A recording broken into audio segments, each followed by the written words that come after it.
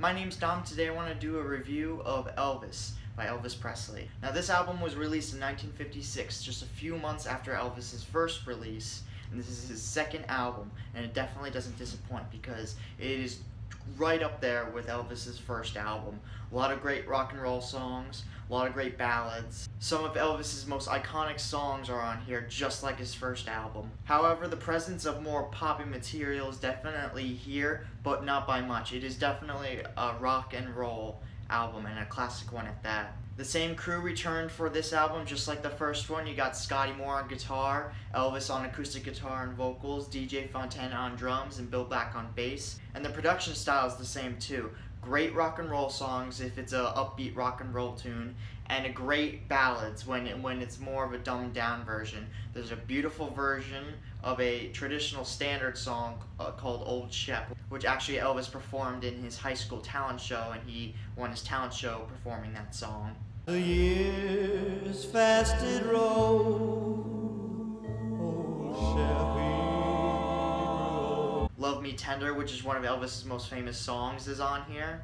We got Love Me, which is a great one too, more of a poppy one. Tear it all apart, but love me. Won't you love? You also have a lot of covers of popular rock and roll songs that were around at this time, especially covers of Little Richard, like Rip It Up, and a great rendition of Long Tall Sally. Well, I saw Uncle John with bald-head Sally. He saw him Mary coming and he got back in the alley.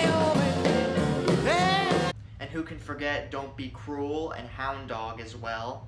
You ain't nothing but a hound dog, you're crying all the time.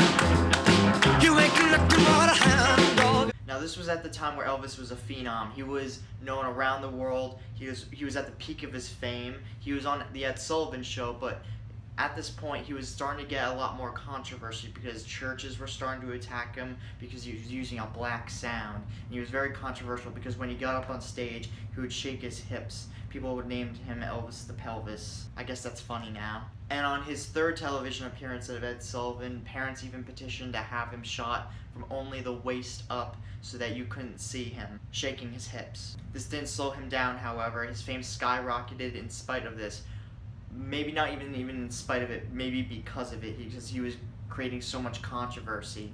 And this album sold very well, just like his first one, and he was on a roll. The songs are definitely not lackluster, they're fantastic. However, a huge negative of this album, I mentioned this in my other review of his first album, but the backing vocals by the Jordanaires definitely dates this, and not in a good way. One huge pet peeve I have on this album is on Hound Dog, great song, but on the guitar solo, which is one of Scotty Moore's best guitar solos, it really helps move the song along and it's really good, but unfortunately the Jordanaires' vocals on it really drown out, so you can almost not hear what he's playing.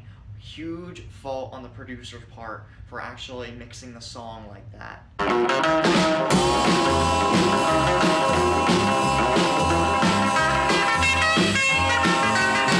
There are also a little bit more pop ballads than I would like. However, when they're present, it's not bad at all. Just I would like a little bit more rock and roll songs, but still, it really does not dumb down this album that much. Overall, I would say this album is fantastic. A great follow-up to his first album, and it really helped cement his legend even more at this point. He was a great rock and roller at this time when this album came out, and if I were a fan at the time, I would definitely be one of the first people in line to buy his third upcoming album, which I'll review soon. If you like this, please give it a like, comment, and subscribe. Have a good day.